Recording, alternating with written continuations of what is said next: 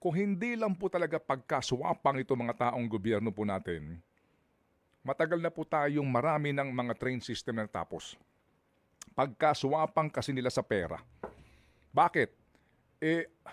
Sa halip na unahin itong mga napaka-importanteng proyekto para sa atin, ang inuuna nilang mga proyekto ay ang para sa kanilang mga sariling interes.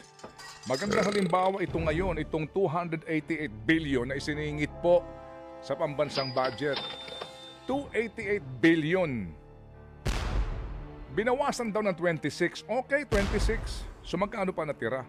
But basically po, wala naman sa plano mismo po ng kagawaran, wala mismo ho sa plano talaga ng pambansang gobyerno, isiningit po nitong sigurado ko'y magnanakaw sa perang ito.